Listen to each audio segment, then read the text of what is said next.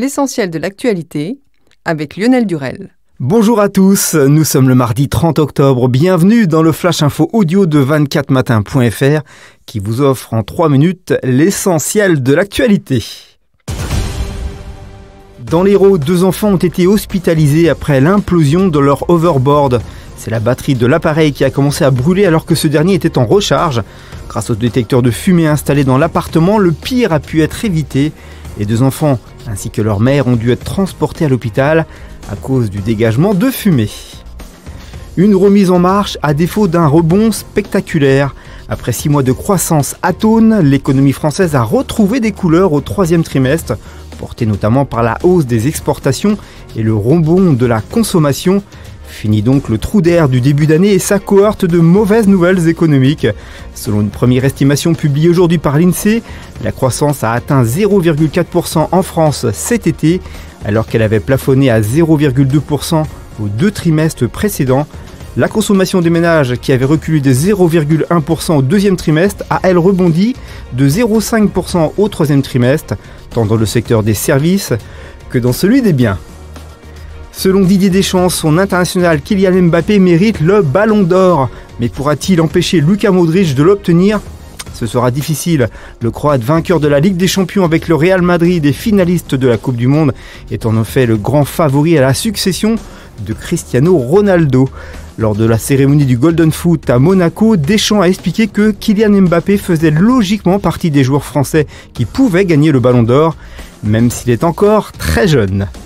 Le président français Emmanuel Macron a salué hier la décision extrêmement digne prise par Angela Merkel de quitter la chancellerie en 2021 après son revers électoral de dimanche.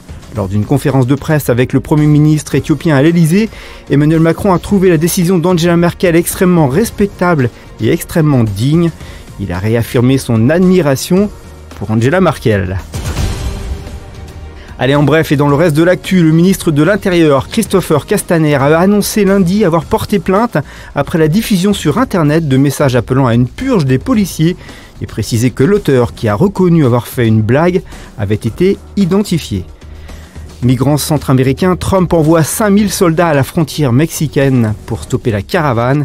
Et enfin, les routes enneigées ont piégé plus d'1 millier d'automobilistes dans le Massif central, tandis que 17 départements restent en alerte orange, neige, verglas. En sport, sauf retournement de situation, Roger Federer sera présent à Bercy mardi après-midi. Le Suisse a prévu de s'entraîner aujourd'hui sur un terrain annexe de l'Accor Hotel Arena et décidera ensuite de sa participation au Rolex Paris Master. Allez, l'actualité du divertissement avec l'actrice Catherine Deneuve qui vient de fêter ses 75 ans et qui a décidé de vendre aux enchères ses vêtements griffés Yves Saint Laurent, le couturier dont elle était l'amie intime et l'une des muses. Près de 300 lots, souvent uniques, réalisés par le célèbre créateur mort en 2008, sont au catalogue de cette vente qui aura lieu fin janvier à Paris. La météo avec le temps d'hiver qui continue en plein automne. Quelques chutes de neige se produiront encore aujourd'hui. En début d'après-midi sur la Bourgogne et les Ardennes, elles sont plus marquées sur le massif ardennais. Cette neige s'estompe avec la masse d'air qui se radoucit et laisse place à quelques rayons de soleil. Les pluies ne concernent plus que le nord en début d'après-midi, puis s'évacuent vers la Belgique et l'Allemagne. Sur la Corse, le temps sera plus sec demain matin. Le temps sera très dégradé dans les Pyrénées et surtout autour du golfe du Lion, où un vent marin entre 100 et 120 km/h viendra s'ajouter aux pluies localement orageuses.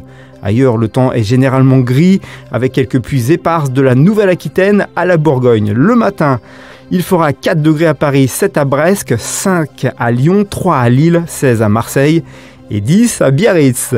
Merci d'avoir suivi ce Flash Info. L'info continue bien sûr sur 24matin.fr. Bonne journée à tous, à demain.